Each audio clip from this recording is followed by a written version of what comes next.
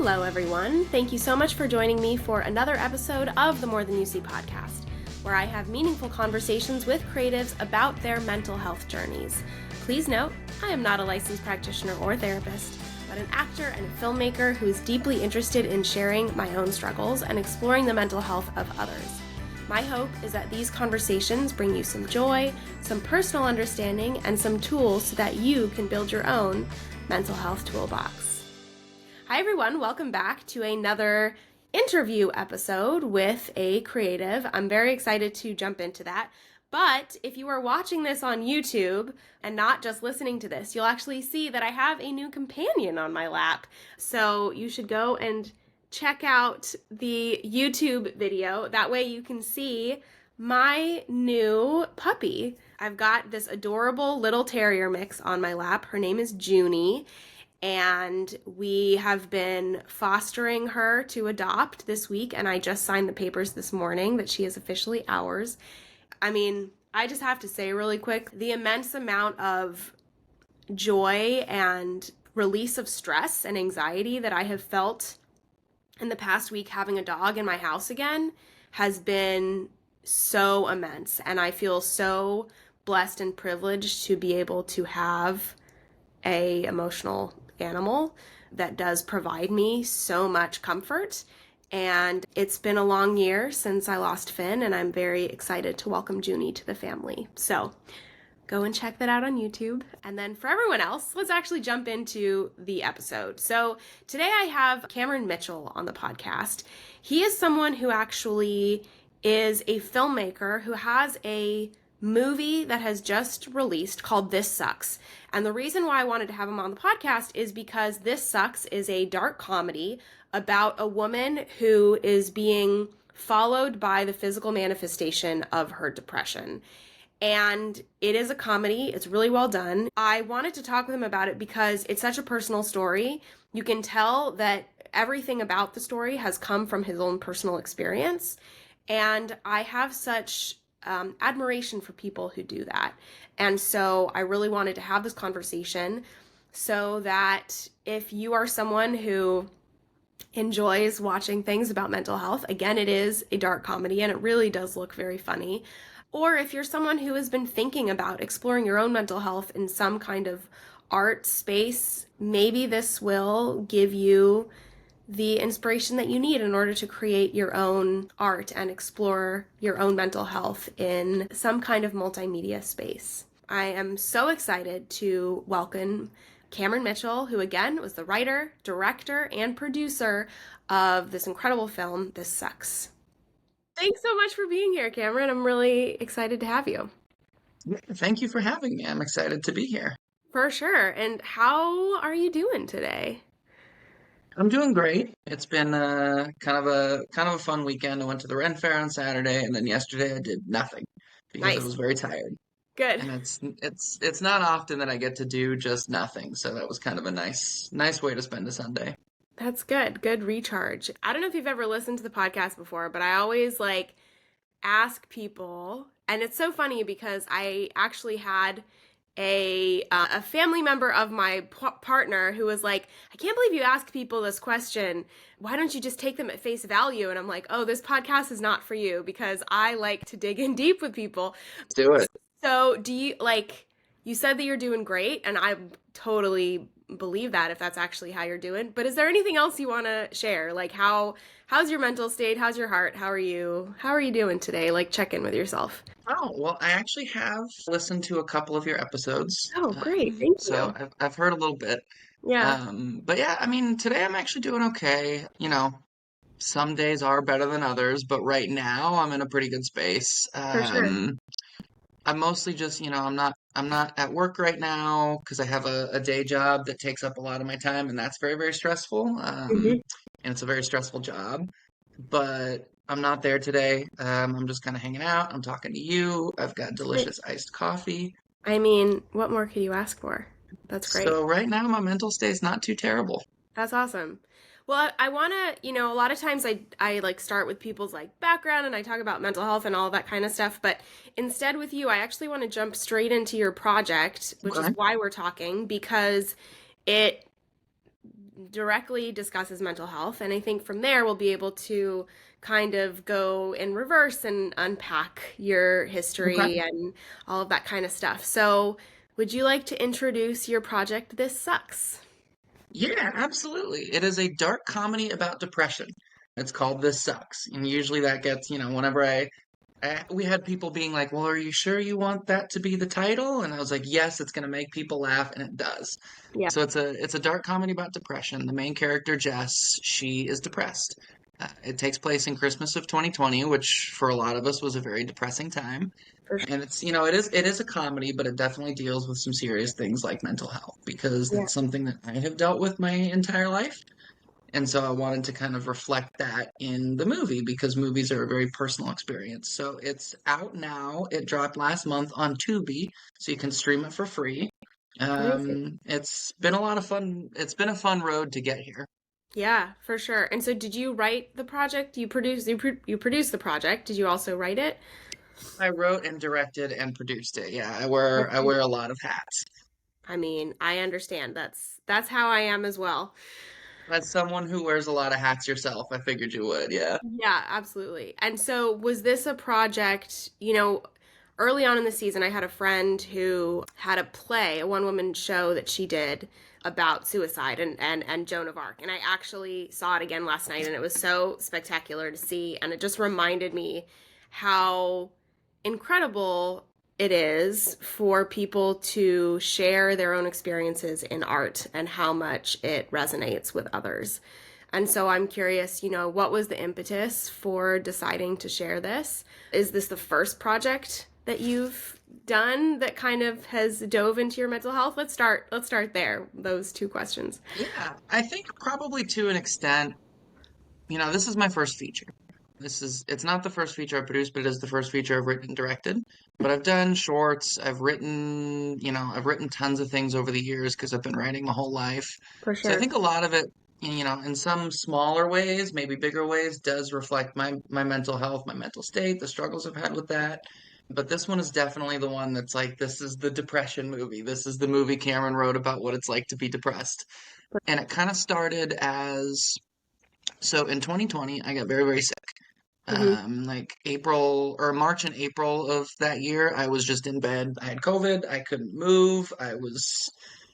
Every day it was like, okay, I don't know if this is getting worse, if this is getting better. It was really very awful. And, we didn't really know anything about COVID back then. And so there was no testing, there was no Paxlovid, there were no resources at all. So it was basically just, I would call these urgent cares if it would get really bad, and they would say, "Well, do you think you're gonna die?" And I was like, "No." And they would say, "Well, then you probably should just stay where you are." And I'd be like, "Great, no notes, perfect system." And then afterwards, for the timeline is kind of blurry, but for a good another month or so after being in bed for 2 months, I was really, really weak. And I couldn't walk to my mailbox and back without needing to literally take a nap afterwards because I was so exhausted.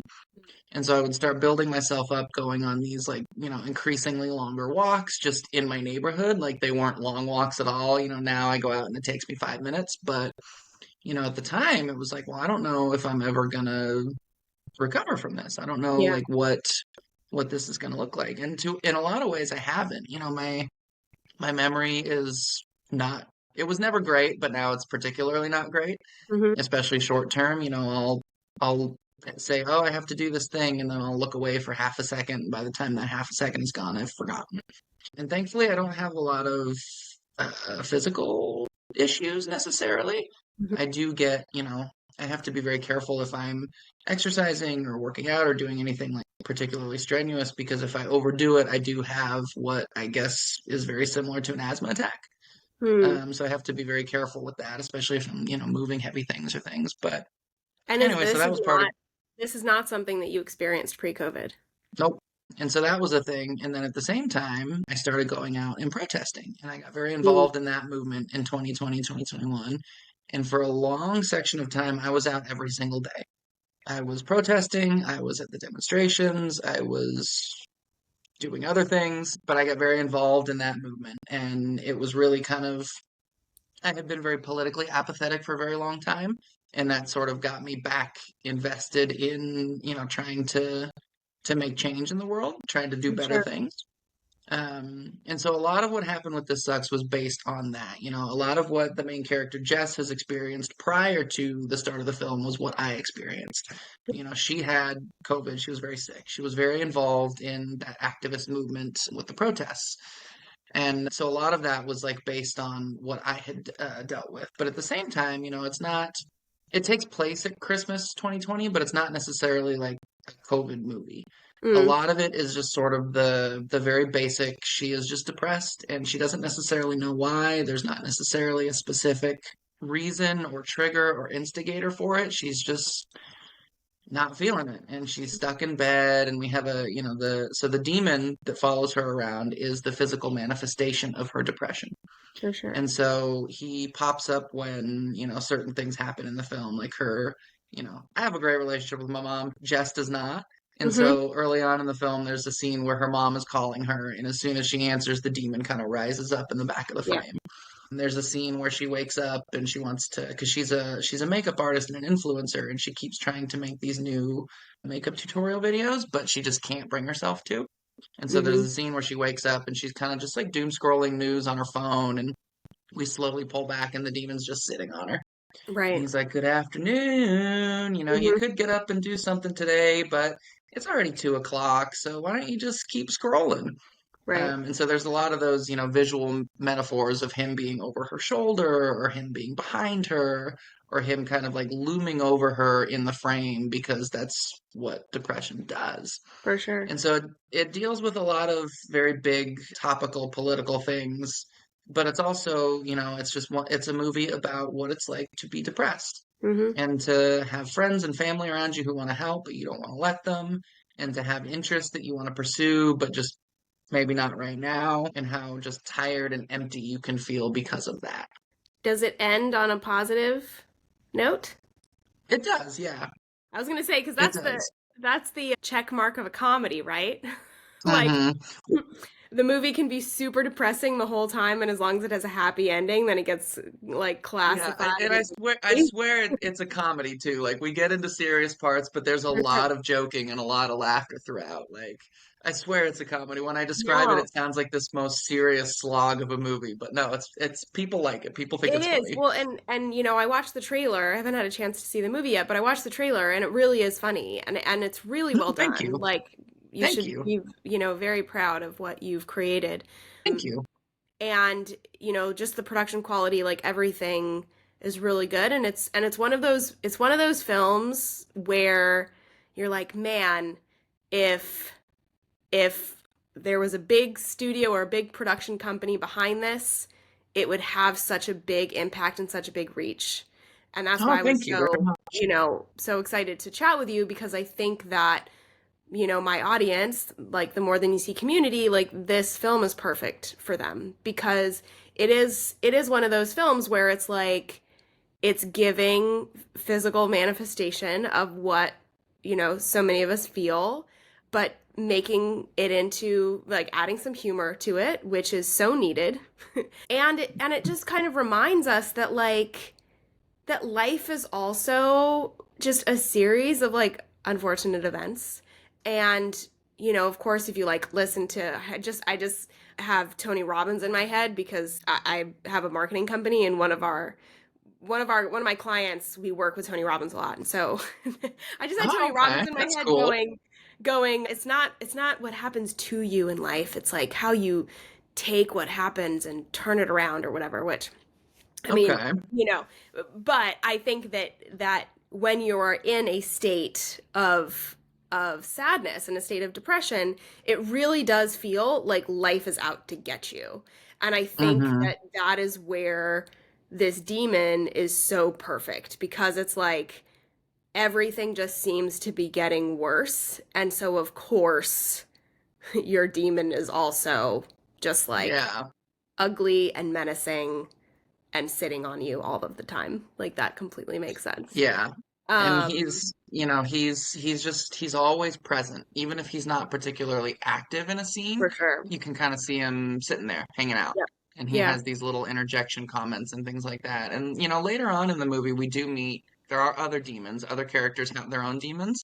Mm, But the Jake demon, who's played so well by Michael Hooper, who's actually playing two roles because he also plays Jess's crappy ex-boyfriend in the movie. mm, But as that demon, he's like, I forget that it's just Mike doing it. right. It's not these two actors, it's just Michael. And For he's sure. just so terrific in that role. He's funny, he's mean, like he's her depression voice. And so anytime he Yeah. says something particularly snappy, that's her saying it. Hmm. So that's interesting because I was going to ask you why a man? Why is the demon a man? So is it because it starts with the ex-boyfriend? Yeah, so right now, at the start of the movie, she has broken up with him about a month before, I think, and she didn't do Mm-hmm. a very good job of it. She kind of just said, "Oh, I need some space," and then blocked it. And so Mm, he's pestering her because he's not a great dude, but he's not very smart. And so mm-hmm. he's texting her, being like, hey, hey, Jess, hey, what's Mm-hmm. up? Can we talk? Mm-hmm. Because he doesn't understand what's really happened. But so the demon looks like her ex-boyfriend. And Interesting. other characters have, other demons that are also played by members of the cast. So, like Mm, Carly, who's played by Emily Fletcher, her demon looks like her sister Ocean, who's played by Rachel Bryant. And so, interesting. whenever Carly has a moment where she's talking to her demon, it's just Rachel in this demon makeup. Right. Um, and then later on, we actually meet Jake in person, and we see that he has a demon too, who's played by April, who is playing Jess. And so Right. April and Michael are playing each other's demons. Hmm. That's so interesting because it's so, that's so true to life where, Hmm. it's so often like there's so many different types of depression. Obviously, there's so Hmm. many different types of mental illness, but specifically talking about depression, there's so many different types of depression and so many different things that spark depressive episodes. Oh And yeah. so much of it can be family, friends, people who are in our lives who cause us or who just bring that out of us in some capacity. So Yeah. I'm curious, for you, was there, like you said, you have a great relationship with your mom, and you don't have to like name people, but like, Uh-huh. did you come up with this idea because there is specific individuals in your life that you've maybe had to have boundaries with or separate yourself from because they have, you know, helped these spirals start for you in your past? Like, where did that idea come from? Yes and no. I guess the idea itself, I mean, I definitely have had those people in my life. I've had For people sure. who I am just no longer speaking to, friends and family both, because they're just not nice people and they're not good for me and they're not, they're just people I don't need to have in my life anymore. For sure. And I guess this particular idea kind of came from a bunch of different places. And as far as the mental health aspect goes, it was sort of like a logistical thing. My roommate at the time, Sadie, who eventually was our makeup artist, she had just moved in. And so, I was kind of looking for something small to do with my friends because we were all in lockdown. We wanted to do something safe. And I came up with this idea that eventually becomes one of the opening scenes where Jess is on the toilet and she's doom scrolling. And then she looks and she gets a text from Jake. And so she slams the phone down. She looks, there's no toilet paper. So while she's looking for that, this red hand kind of reaches into frame. And that was the demon. And so Mhm. that became sort of like this. And then I was like, okay, well, I have to think about how the demons interact with the world, how they interact with, the other characters, because it is, it's a character, but it's not, it's inside Jess's mind. For sure. And so and it wasn't until a little later on, pre-production, but like we hadn't done anything yet. I was talking to a friend of mine who also has dealt with some mental health issues, and she goes, that's really interesting because that's actually how I've always seen mine. And I said, what do you mean? And she goes, I kind of, when I was young, I sort of like created this visual monster Hmm. as an attempt to sort of, help deal with it. And I said, oh, really? And she goes, yeah, no, it's kind of interesting that like because I think I had sent her the script for some notes or something like that. Hmm. And she goes, yeah, it's kind of interesting that like that's exactly how you wrote this because that's how it is for me. Is that not how it is for you? And I was like, no, it kind of started as like a fun thing that just became more and more in depth the bigger the project got. For sure. And so is that something like, have you ever had a physical manifestation? I haven't. No, I mean, Yeah. I'm a very internal person. I can be extroverted if need be, but as, more and more as time goes by, I'm less able to do that. Hmm. But I'm very internal. I process things internally. I don't necessarily like talking about things. I don't have that sort of like visual externalization. I'm very like in here. Yeah. I mean, I haven't either. And it's interesting because I was actually in a film that actually we were supposed to festival it during 2020 and then pandemic Oh, happened. really? Called Imogen's Imaginary Friend, and it's very similar. It's not a comedy. It's more of a drama, more of Okay. a just like PSA about, 1 in 5 American or 1 in 5 Americans. I'm sure it's now higher with COVID, suffer from mental illness in some capacity, and it was also one where the director was talking about how this was the physical manifestation of depression. And so it's very interesting because I mean the demons are very different. But or the creatures, but it is just so interesting, and this is why I have this podcast and why I love talking with people is Mm-hmm. to hear about how depression shows up in their daily life. Because for me that's never been something that like I've never had a figure. That's never been my Mm-hmm. thing. And so it's so fascinating for me when I talk to people who like have a completely different experience with depression than I have ever experienced. Yeah. Because then, and that's, why I like this podcast, because then a listener will then reach out to me and be like, oh, I've had exactly that. And I'm like, that's so great that we can have these conversations. So again, thank you for making this movie because I think that it will make people laugh, but will also give some comfort to people in feeling like they're not alone because like their demon might be exactly the same as what you've shown in your I film. I hope so, yeah. And that was something that was very important to me. I think I said that expression a lot during Yeah, pre-production and production was I want people to feel like they're not alone. for I sure. want people to kind of see this very, I hope very digestible, very, not simplified. Simplified's not the right word, but something that's very relatable. For And sure. see it and go, oh, it's kind of like what I do. Like I get that. Because I feel like a lot of people they do feel very alone and they feel like they're very, the things that they're going through are very singular. And, sometimes in a big way, sometimes in a small way, but, every so often I'll read something on, I don't know, something dumb on Twitter that's sort of something exactly like I've experienced in my life and I go, "Oh, shit, other people are doing that too. That's interesting." And so, I hope that this is a movie that, just like you said, people can watch and realize, "Oh, shit, that's interesting. Okay." For And sure. connect to it that way.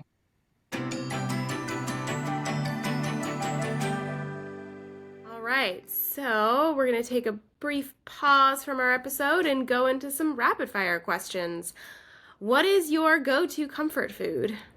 Ooh, go-to comfort food is cheeseburgers. It's terrible. I'm a vegetarian now, so there's not as many options, but I Mm-hmm. love cheeseburgers. Any kind of like I have an air fryer too. My mom got me an air fryer for Christmas a couple years ago. Changed my life. And so any kind of fried garbage I can put in my air fryer, I will do Mm-hmm. that. 100%. Would you rather travel to the past or to the future? Probably the future. The past seems like it's a little romanticized. I feel like, Mhm. I as a straight white guy would probably be fine no matter where I go in the past, but Yep. that doesn't apply to everyone, and I think that would be a problem. So let's go see what the future holds. Yeah.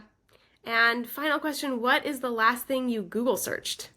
The last thing I Google searched was actually your podcast because I wanted to listen. I know I had listened to the episode you did with Brad, and I Uh-huh. wanted to listen. I saw there was like a mini one that you had released that was just you, and so I wanted to listen to that this morning. So the last thing Yeah. I Googled was you. Oh, well, there we go. I love it. Awesome. Okay, back to the episode. And so, I want to jump now to to go even in more personal, your more Let's personal do it. experience. So, Do you remember the first time that you had a depressive episode?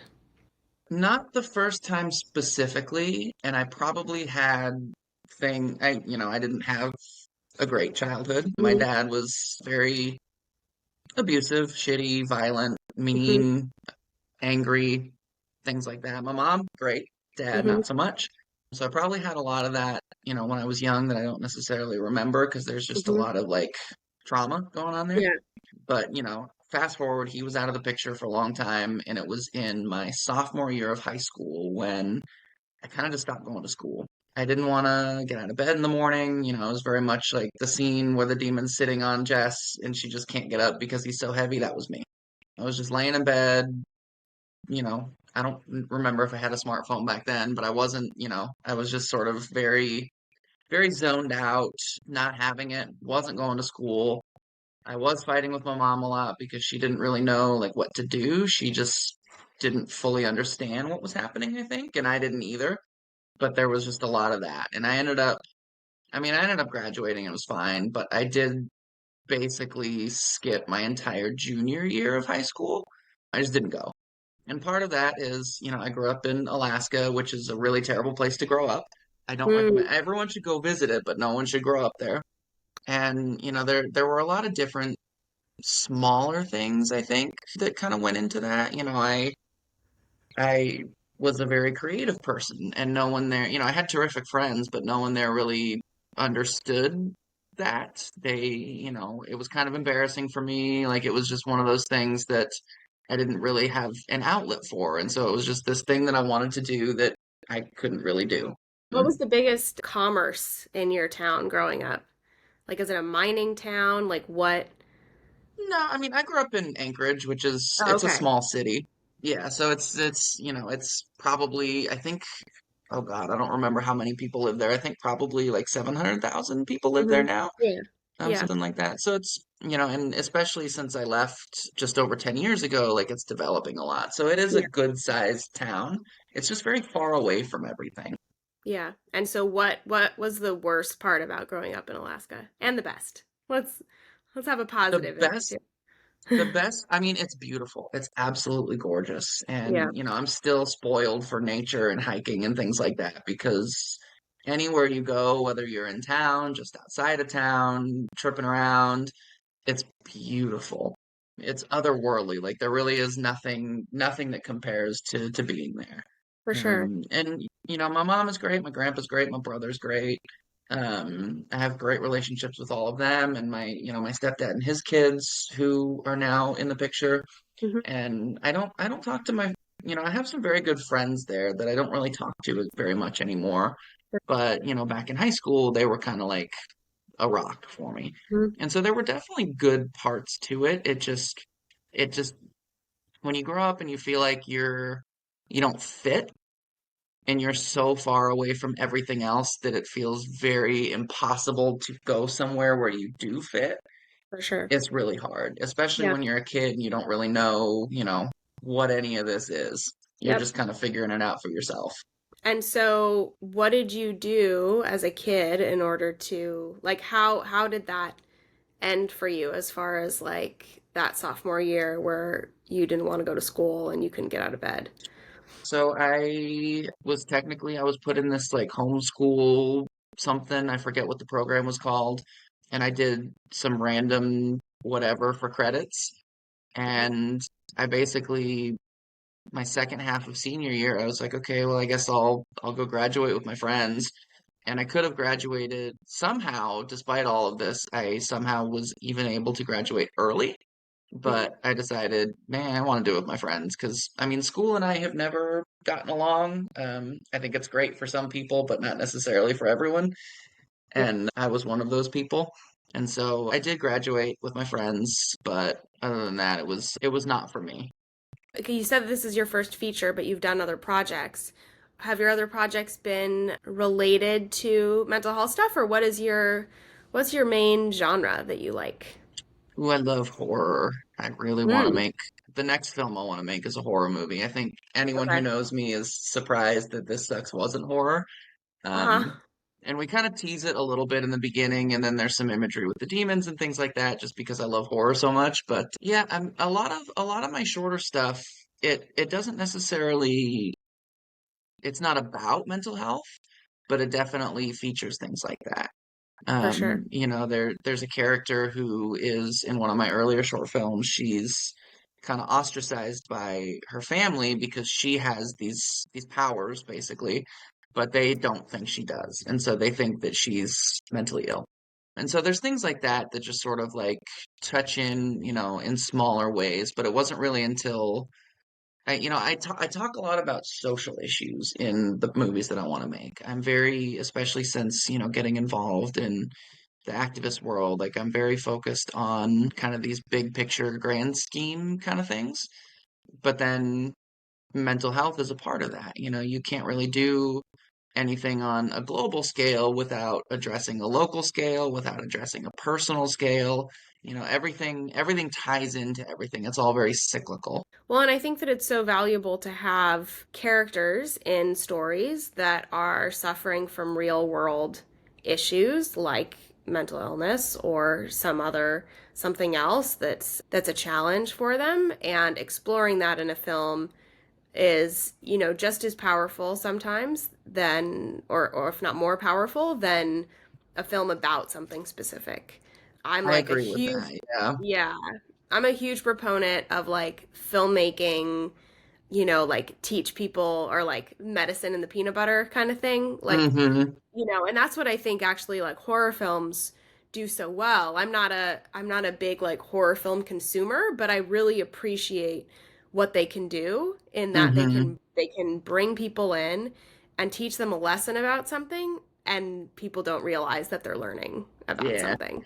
Well, and that Um, was that was what was important to me about This Sucks was those big picture, topics that I talk about in it. I mhm, didn't want to ever feel like I was preaching. And mhm, because that's how you're going to turn people off. If you start lecturing them about something, then they're going to say, "Oh, well, I don't agree with that. I disagree," and then they shut down. for sure. And so I Well, and guess it's the peanut butter ended up being, the personal level of depression and mental health. For sure. Well, and it's something that like mental health is such a personal journey. I think that for so many people who do not have the resources, it is a self-realization thing of like, Hmm. hey, this is actually more than just I'm feeling sad.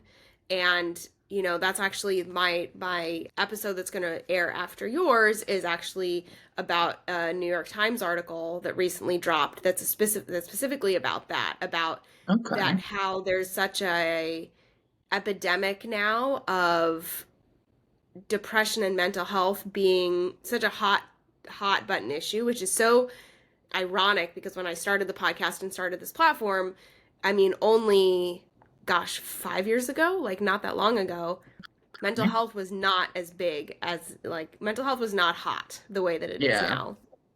But like this article is specifically about how, like, it's become such a hot thing, and how Hmm. it's like how people have now kind of swung too far to the other side where they feel like if they're just feeling sad, they're Hmm. depressed. And it's like, no, you can sometimes just have. And so I think, it's so, the reason I bring that up is just so valuable to have media, to have, creative projects out there that people can align themselves with and be like, Hmm. nope, this is something that I'm consistently experiencing, and then kind of do some self-realization, self-diagnosis. Yeah.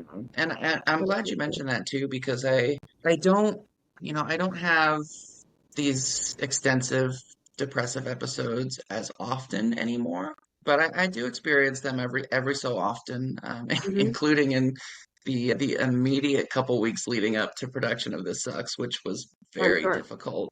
But I do have days where everything just sucks and everything feels Mm-hmm. crappy, and I'm just in a bad mood. And Mm-hmm. there's not like a full on depressive episode setting in. I'm just having a bad day.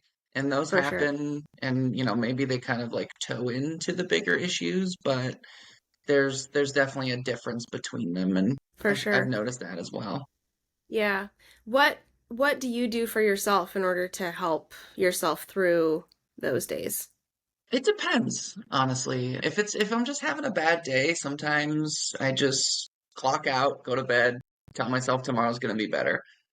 Sometimes I am extremely emotionally dependent on my two wonderful cats, so I spend a lot of time with those two in a pile. We like to pile Mhm. together. If I'm having a, yeah, and it depends on the cause too. Yeah, Sometimes I mentioned my day job earlier, and one of the things that I struggle with right now with that is because it doesn't give me a lot of time to feel creative. I go there and I'm tired, and then I come home and I'm tired.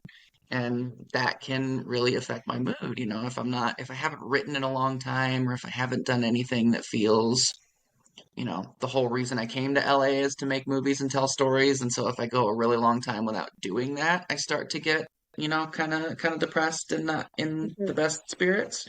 And so sometimes I'll just force myself, okay, today is going to be a writing day.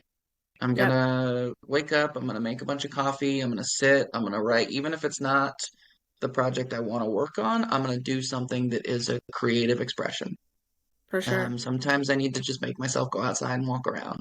Sometimes I need to make myself stay in bed and watch movies all day with my cats. Mhm. Like it kind of depends on the if there's a cause for why I'm not feeling great. And if it becomes a little more intense and a little more long term, and it's something that I can, I can feel when I'm about to have a pretty major depressive episode. I can feel it coming on, and I For can feel sure. my mood getting worse, and I can feel, all of the things that typically lead into that. And knowing that helps because I kind of know it's like, okay, I don't actually want to burn down the world. Like this is just what my brain is doing for this. And I can kind of prepare for that, but I can also remind myself that like you get depressed, you know what this is like, and you know that it will pass. It has every single time before. Eventually, this too shall pass. It might take a little bit, but like you will. I kind of remind myself that like this isn't going to be forever. It For feels sure. like it, but it's not going to be. And so that helps me pretty significantly. Yeah. Yeah, that you bring up such a good point of the fact that like I feel like anxiety and depression are such a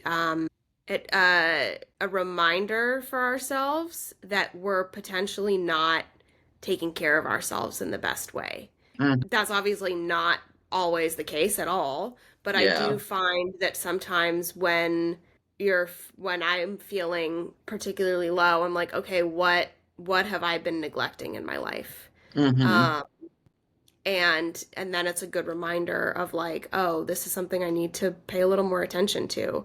Yeah. Um, and that can be, yeah, creative things or family or your alone time. Like there's so many ways that that can go. Are you working on finding a balance? This is something I struggle with. I have a real I my day job is also very demanding, and so this is personal experience here. Completely empathize with you as far as how overwhelming these jobs can be, and how do you find that balance, like how do you prioritize your mental health, you know on those days? I don't know if I always do. Yeah, uh, which that's probably isn't the very healthiest thing, but it really just depends because, you know, we've kind of built a world for ourselves where you're not always able to. And I think that's a big cause for my issues, but I think it's a big cause for a lot of people of, I get very anxious about, financial things or things like that, because that's another thing that's gotten worse over the last few years is my anxiety has gotten a lot worse. And I think there's things where it's like, okay, well, no, this isn't just you mentally. Like, you live in Los Angeles. If something were to happen to your apartment, what do you do? If you were to lose your job or, crash your car, what do you do? And, I can cut down on my working hours to an extent, but I also have cats to feed and I have bills to pay and I have debts to pay off and things like that. One of the things that does help a lot is getting involved in things because, so much of what is a personal issue can be traced to massive, massive, massive systemic issues. And the system isn't broken. Like it was designed this way and it's working exactly how it should. And that's the problem. The Right. fact that, we are all working ourselves to the bone here for just enough to scrape by and sometimes not that. That's how it's supposed to be. And, so getting involved in a lot of these like activist causes and things like that, and, going to rallies and going to protests and things, and like seeing that there are a lot of people like me who really believe that change is possible, Mm. that helps a lot because, my own things are my own things, but I also, the last 3, 4 years have become very, very, very wrapped up in, you know, a more national scale of issues and global scale of issues. And right here in LA, LA is a very, very toxic city in a lot of ways. And, the rents are out of control and LAPD is out of control. And no one who's actually in the government wants to do anything about it because they all benefit from it. And so I think it's hard for me specifically to say, well, when I'm having a bad day, I just go for a walk because there's just a lot more, there's just a lot more like bigger issues wrapped up in my own personal mental health issues. For sure. So what's next for you? Like what's your future projects or future goals for yourself or yeah. I would love to be doing exactly what I'm doing, but making a living doing it, I guess. Mhm. I've put out 2 movies in the last year. This Sucks is one of them. The other is a documentary called Driven, the Tony Pearson story that my friend and production partner Andrew directed. It's a documentary about former Mr. America Tony Pearson. Mhm. So the fact that I've gotten to release 2 movies in the last 6-ish months is pretty cool. That's amazing. Um, Thank you very much. We have a lot of marketing to do for these movies because marketing is Yeah. hard. Mhm. Um, and beyond that, I want to keep making movies. I mentioned my horror movie earlier. I would love to make that. I have a friend of mine. She wrote a much smaller feature it's called If We Be Friends. And it looks like I'm going to be producing that. We're hoping to shoot it by the end of the year, but it's just a very small, contained, a bunch of former theater kids gather at a cabin after their high school theater coach passes away. And so it's Mhm. very like contained people in a cabin story, which I think is going to be a lot of fun. But I want to keep making movies. I want to keep helping, as a writer director, I want to just make whatever weird shit comes into my head. For And sure. then kind of as a producer, I really like helping kind of more underrepresented voices or newer filmmakers help tell their stories because I do have some experience at it now and I feel like I have a lot to offer some of these people who don't have that experience. And one of the frustrating things for me is how the door has been kind of closed into the film industry. It used to be there was a time when it was literally just you go to USC and then something happens here and then you're making big budget movies and your career is set forever. And I don't know what this is or was, but it doesn't exist anymore. And so, I've spent 10 years clawing my way in like the Kool-Aid man. And if I'm able to get in, I would very much like to help other people have an easier path. Well, I have a few final questions. One of them I actually asked you earlier about like tools that you use in order to help yourself. But the other one is, we all have these masks that we wear, which is why this is called More Than You See. And I'm curious, Hmm. what is something that you currently wear as a mask? It could be a personality trait, it could be like a part of yourself that you don't like showing the world, it could be just something internally that you're working on. Yeah, like what's something that makes you a work in progress right now? I think my humor is a big part of that.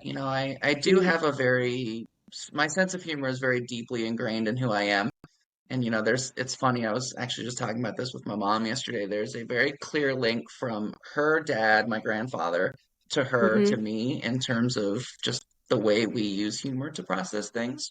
Yeah, And just the fact that, I'm always thinking of things that make me laugh, and hopefully they make other people laugh too. for Um, sure. but also sometimes I definitely like, and I guess probably a lot of people do this, but I use that humor to kind of cover up how I might be feeling. For And sure. when I think about like who I am on the inside, I don't think about this, this happy, funny guy who's walking around. I'm like, oh, this like damaged, wounded, very serious, intense person. But I don't think that's how I come across. I think I come Yeah. across as much more lighthearted, for a lot of reasons. I think I've had experiences before where I kind of let people see that side and they don't like it, and I'm like, oh, okay, well, I guess I'll just cram that down a little deeper. And then it's just one of those things that it's just it's how to cope as well. You can't always walk around feeling like the world is going to end. You have to be able to smile once in a while. You have to be able to laugh at stuff, and Yeah. laughing at stuff is kind of, I think we see on a generational level, like let's look at something like dumb memes. There are so many dumb memes because how else do you process all of the horrors going on right now except For to sure. put it on a screen cap from Shogun and be like, hey, this is funny. And then Right. everyone laughs because it's just like, otherwise you'll drown. Absolutely. I love dumb Well, memes. yeah, I mean, truly, they like bring us out of life. They That's really do, good. yeah. Yeah. Well, thank you so much for chatting with me, Cameron. Thank you for I'm having me. excited, and I really hope that people go and check out This Sucks. Me too. Fingers crossed, knock on Yeah. wood. Yeah, yeah, absolutely. Any other shout outs you want to give or anything else to wrap it up? Yeah, I mean, This Sucks is streaming free on Tubi. Driven, the Tony Pearson story, is available to rent or own on Amazon and Apple TV. I guess I want to give a shout out to everyone who's helped us make these movies. My Mm. production partner Andrew, who directed Driven, produced This Sucks. Production partner Teresa, who produced both and let us shoot This Sucks in her house. Ooh, Um, amazing. I know producers Ali and Melissa, who helped out tremendously and are still helping out. I mean, Melissa makes all of our graphics still, Mm. X amount of years later. This movie wouldn't exist without every single person who was involved. The cast, April, Emily, Eric, and Michael are all so very funny and so Yeah, very, able to turn that switch from being funny to being just like really dramatically heart-wrenching. We got so fortunate with them. And so I guess, Don and Kelly, our executive producers, pretty much anyone who helped us make these movies and helped us tell this story because, with This Sucks, I like you said, I really want people to watch it and feel seen. And it just took a lot of people working very, very hard to get to the point where we were able to make the movie and now release it into the wild. 100%. It has such camaraderie to it, filmmaking. And It really does, yeah. yeah, it's really important. Well, again, thank you for being here. Thank you And for having me. I will have all of the links in the bio so people can go and check out This Sucks. Awesome. I'm excited. Thanks again, everyone, so much for listening to this episode of More Than You See. I hope you enjoyed my conversation with Cameron. I know that it's always just so interesting for me to talk to other creatives about their own mental health and their own mental health journeys and how it shows up in their art. And I hope that this episode has left you feeling a little less alone, as he really focused on, and maybe a little inspired, even if you are not someone who is necessarily in the creative field every day. I hope that this has inspired you to write a little story, draw a little picture, do something to express your own inner feelings, because I think that that can be so cathartic for us. Again, if you want to check out all of Cameron's links, they are in the show notes. And I want to thank everyone who has been so wonderful as a part of this podcast.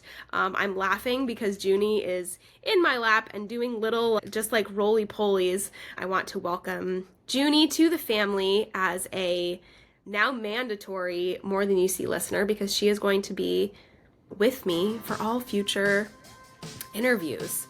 I would like everyone to remind themselves that there's a lot going on right now in the world, and if you are struggling, that is okay. You are not alone. Please be kind to yourself this week. We have another mini episode next week that I'm very excited to share with you all, and I hope that this is a reminder that you and everyone around you is more than you see. Thank you so much for listening, and I will see you next week.